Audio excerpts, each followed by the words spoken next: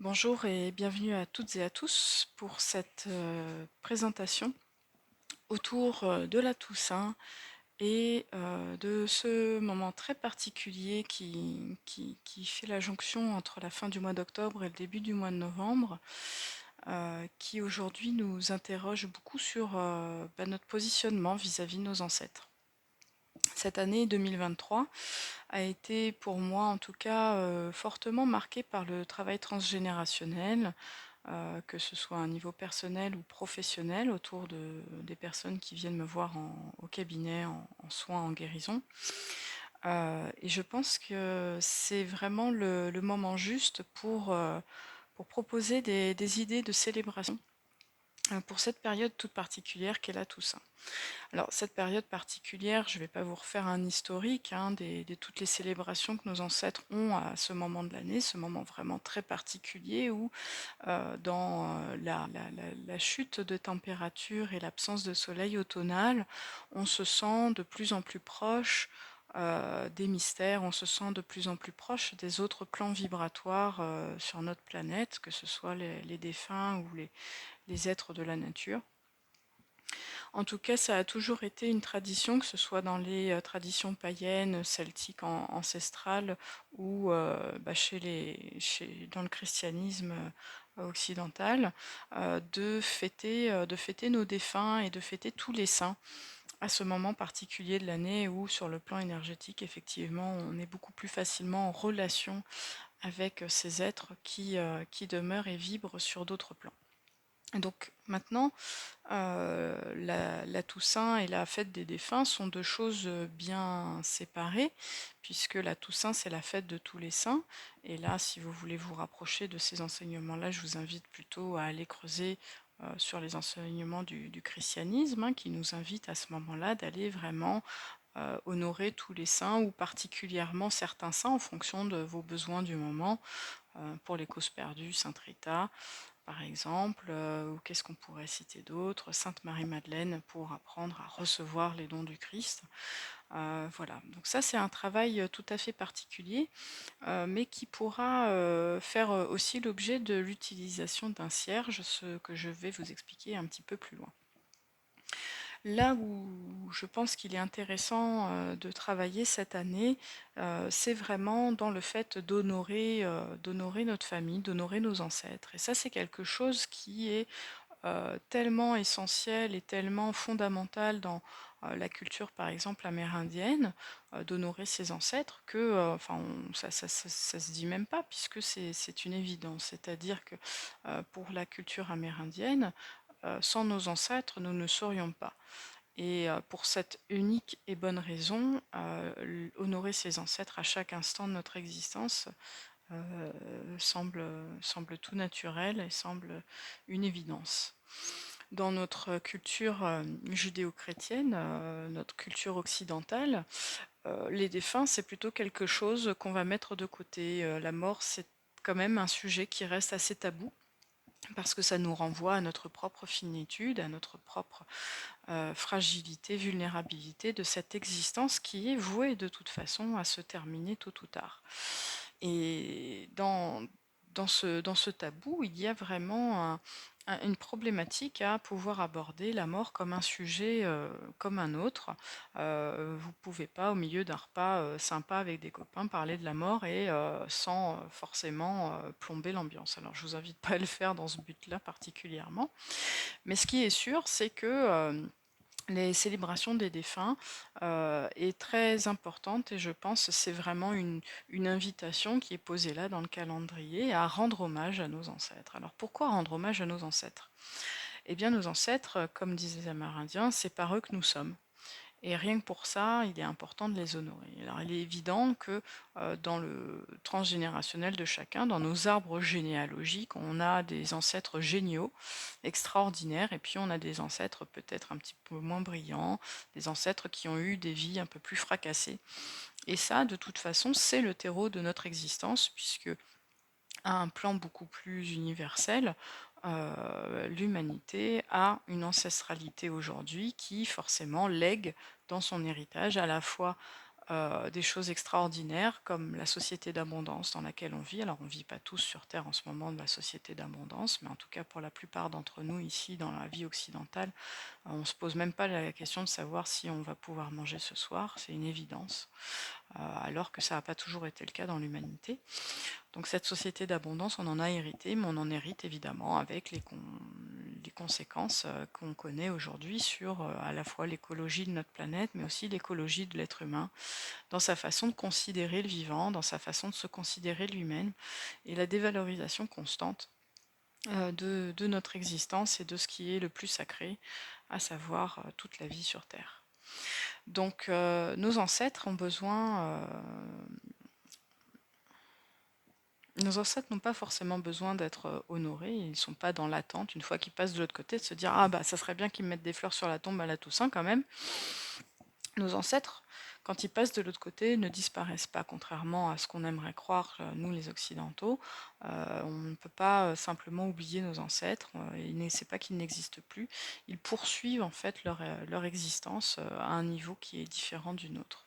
Donc sans rentrer dans ces détails-là, qui ont fait l'objet d'une formation hein, autour de l'ultime passage, nos ancêtres défunts, mais aussi nos animaux de compagnie, nos amis, quand ils partent d'ici, comme j'aime à le dire, quand ils partent dans les étoiles, ne cessent pas d'exister. Ils continuent d'exister et le lien qui nous lie à eux est un lien qui normalement est un lien d'amour, bien que ces liens, ces connexions puissent être teintés d'autres couleurs différentes.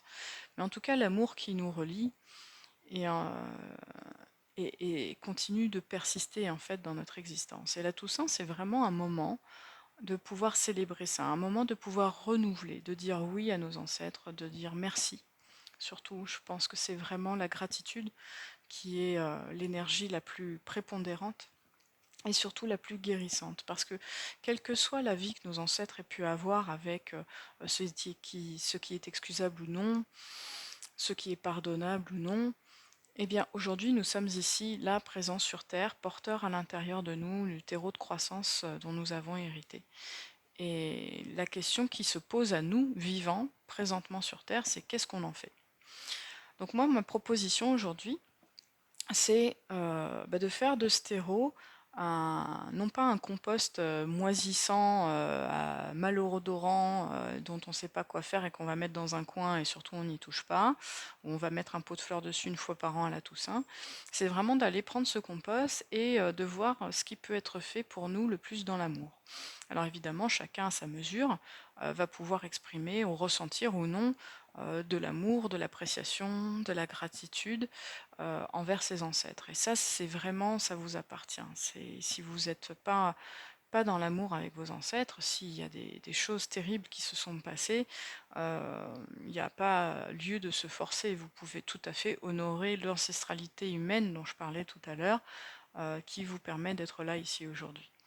Parce que l'idée, c'est de se tourner vers cette partie-là de notre arbre, de se tourner vers le passé, hein, dans cette magnifique saison qu'est l'automne, pour non pas faire le bilan de nos ancêtres, c'est pas à nous d'être juges et partis de comment nos ancêtres ont vécu et de ce qu'ils nous ont laissé, mais d'être simplement dans l'accueil, dans la gratitude, hein, le même accueil et la même gratitude que ce qu'on pourrait avoir à Noël, au moment où on reçoit les cadeaux des vivants.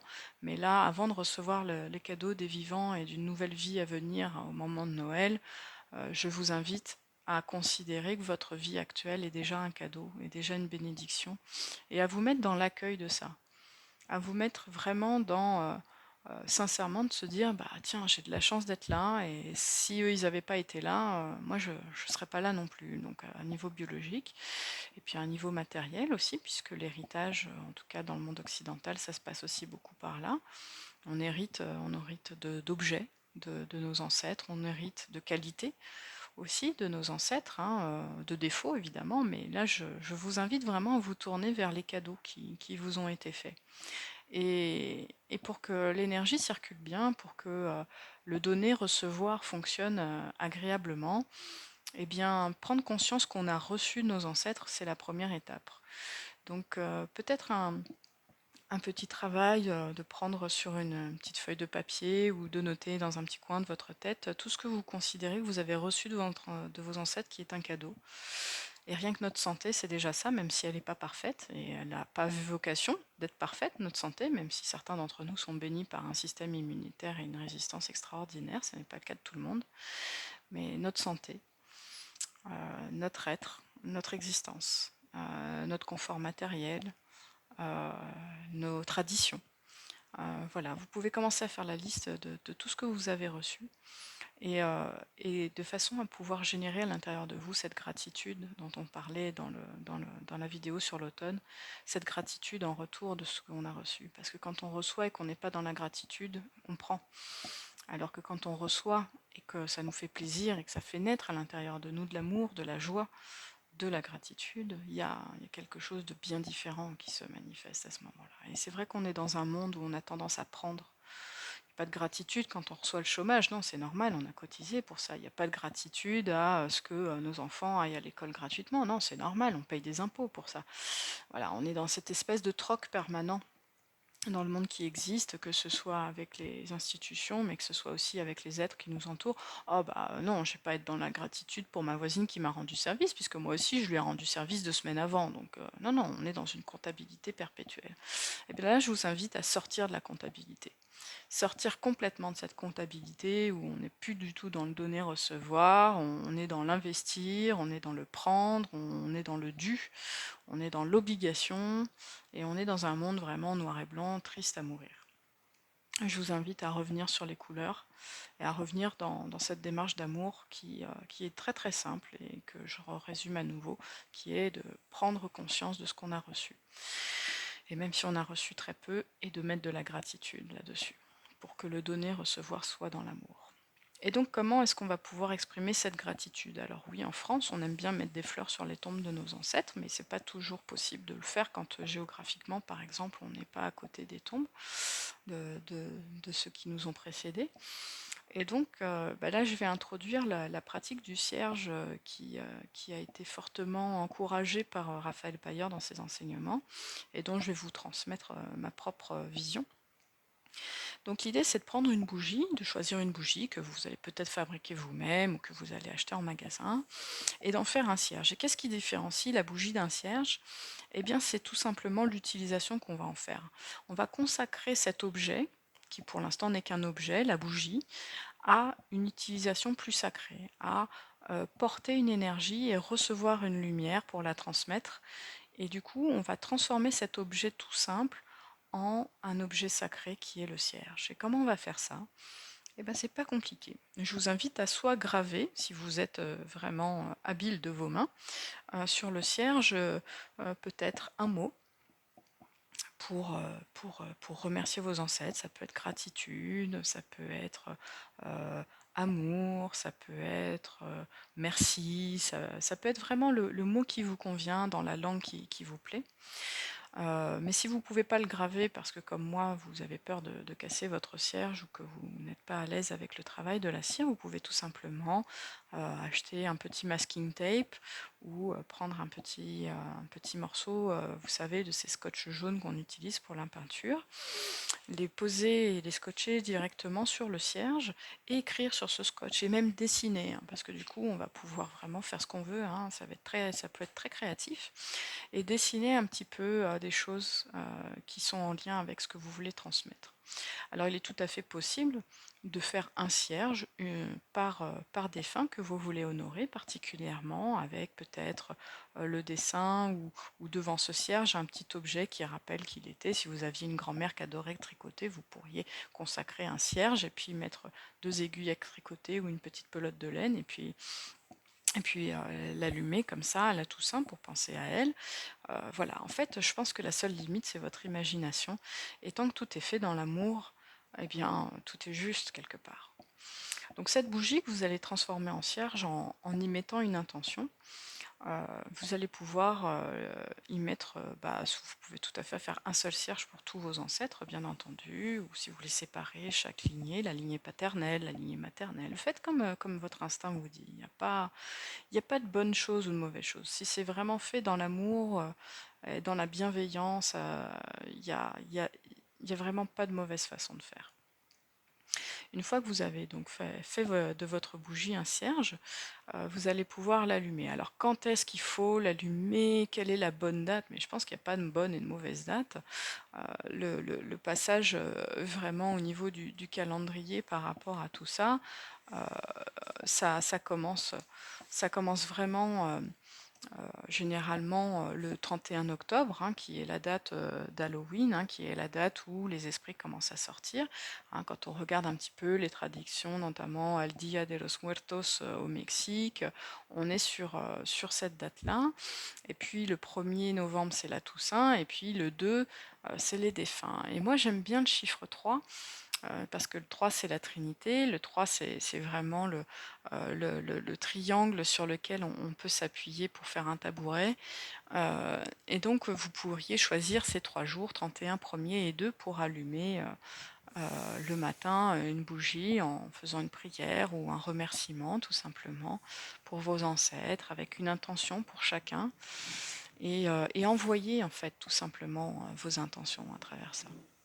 Et donc maintenant, euh, rien n'empêche de commencer le 30, de finir le 4, de choisir le chiffre en fait qui vous va bien, de choisir en fait ce que vous voulez mettre en place. Moi, je suis très très ouverte et très très libre à ce niveau-là, à partir du moment où ça a du sens pour vous, qu'il y ait une cohérence, et que ça permet au final d'être simplement le support de ces petits emails que vous allez envoyer dans le subtil à vos ancêtres pour qu'ils reçoivent de leur côté la gratitude que vous allez pouvoir leur envoyer.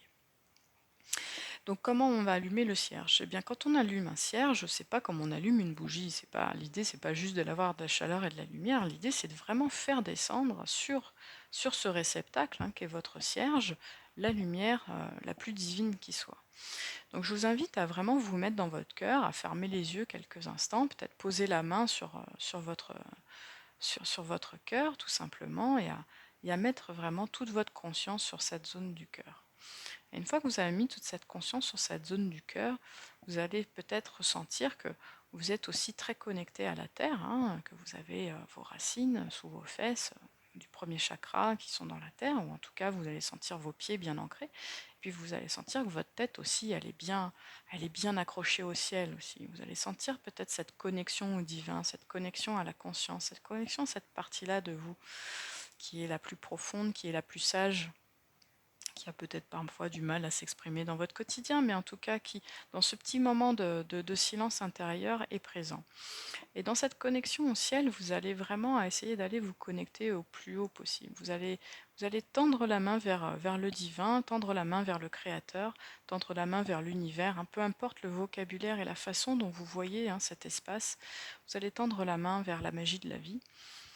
Et puis, vous allez demander à ce qu'elle descende à l'intérieur de vous, à ce qu'elle descende à l'intérieur de votre briquet ou de votre allumette que vous allez allumer, et à ce qu'elle soit transmise à votre cierge. Et donc au moment où vous allez frotter votre pierre à briquet ou frotter votre allumette pour l'allumer, vous allez rester connecté à cette grande lumière créatrice, ce divin qui est connecté à chacun d'entre nous, et vous allez demander à ce que ça descende dans cette petite flamme.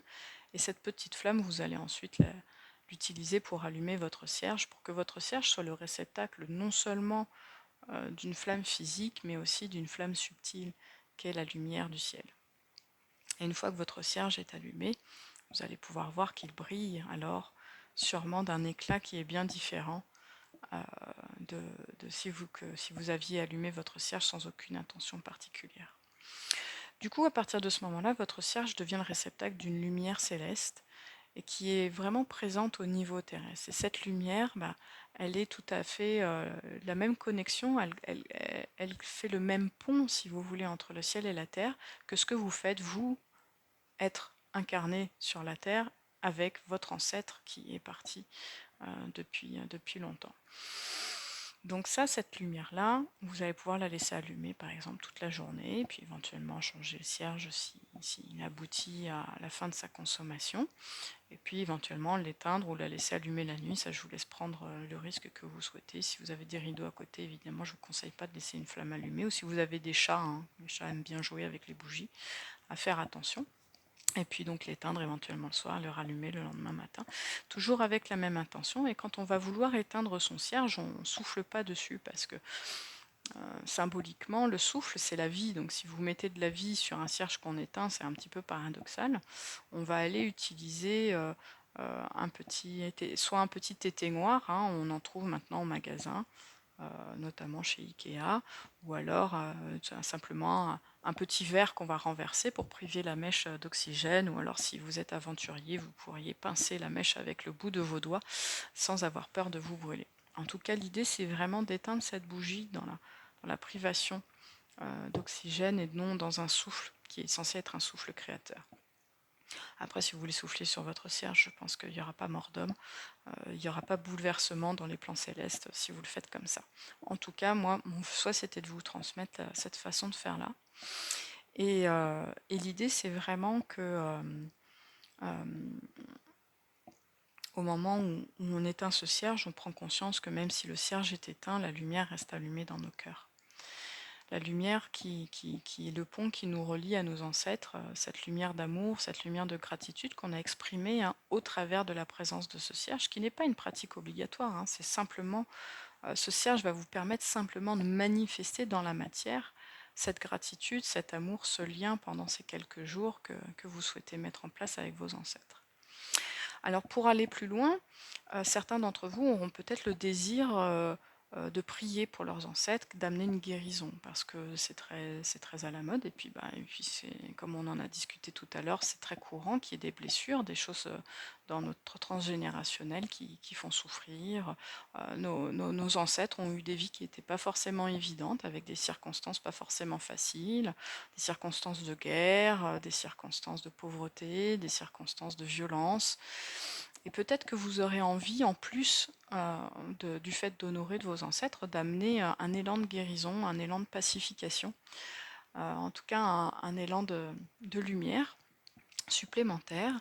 Et alors là, je vous invite simplement à, quand vous vous reliez à votre ancêtre, après peut-être avoir allumé votre cierge, à vraiment prier et à demander tout simplement à ce que la guérison vienne sur toute votre lignée, à demander à ce que peut-être particulièrement certains ancêtres soient guidés, à demander à ce que certaines blessures familiales ne se reproduisent plus, à ce que ce soit guéri, et surtout si vous êtes dans cette démarche de guérison pour vos ancêtres, n'oubliez pas qu'elle ne concerne pas que vos ancêtres, et que si aujourd'hui vous êtes là avec ce souhait de guérison, c'est qu'à l'intérieur de vous, il y a une partie de cet héritage qui travaille en vous, et donc demandez-vous aussi à recevoir, à être guidé pour savoir comment vous aussi vous pouvez participer à votre niveau tout simplement à cette guérison que vous souhaitez amener. Et puis n'oubliez pas, enfin, que tout ce travail d'honorer nos ancêtres, c'est un travail qui rejaillit forcément sur nous, mais c'est aussi un travail qui rejaillit sur notre descendance. Et que nos ancêtres, quels qu'ils soient, il y en a toujours un ou deux qui ont le temps et la disponibilité quelque part dans leur âme lumineuse de garder un œil sur nos enfants, de garder un œil sur nous. Et, euh, et ça, je pense que si vous en avez conscience, c'est important de les remercier pour ça. Et c'est important aussi de prendre conscience que cette unité qu'on reforme avec nos ancêtres, hein, en étant dans cette énergie d'amour, de gratitude, éventuellement ce souhait de guérison en plus, hein, ça nous réunit quelque part avec nos ancêtres. Et, euh, et même si la séparation de la vie terrestre est présente, on n'est pas vraiment séparés, hein, au-delà de ça. Dans l'énergie, on reste connectés, on reste reliés les uns aux autres. Et en se connectant et en se reliant à nos ancêtres, on connecte aussi nos descendants. On les relie aussi avec cette intention qui est une harmonie, cette intention qui est une fluidité, cette intention qui est une guérison, cette intention que de génération en génération, on puisse être des êtres de plus en plus tournés vers la lumière, des êtres de plus en plus tournés vers la paix, avec oui, chacun l'équation de nos vies avec ses problématiques. Et avec malheureusement de nombreuses inconnues, mais avec toujours cette magie d'à partir du moment où on pose un regard sur les choses, hein, comme on dit en mécanique quantique, à partir du moment où on regarde un sujet et il se transforme, eh ben, à partir du moment où vous regardez votre arbre généalogique, que ce soit chez vos ascendants ou vos descendants, avec de l'amour, avec de la gratitude, avec un souhait que les choses se fassent dans la plus grande harmonie pour tous, et bien à partir de là, vous apportez déjà quelque chose de positif, vous apportez une intention. Et cette intention, elle est souvent soutenue, en tout cas par la magie de la vie, pour que les choses s'améliorent et que les choses s'arrangent. Voilà, j'espère vous avoir donné de bonnes idées pour fêter cette Toussaint, pour célébrer vos défunts, pour leur donner envie, vraiment, leur donner envie de continuer d'être reliés, mais pas dans un attachement terrestre, hein. Il ne s'agit pas de ça, il s'agit vraiment simplement de ne pas oublier nos ancêtres et de leur envoyer des sourires parce que un jour ce seront nous les ancêtres qui seront de l'autre côté et je pense qu'on sera très heureux que sans être dans un attachement pathologique, nos descendants puissent regarder vers le ciel avec un sourire en pensant à nous, tout simplement. Voilà, écoutez, je vous souhaite de très belles fêtes de la Toussaint, de très belles célébrations. Et puis évidemment, comme d'habitude, s'il y a des questionnements, des choses, n'hésitez pas à me faire un petit message et dès que j'aurai un petit peu de temps, j'y répondrai avec grand plaisir. Voilà, à bientôt.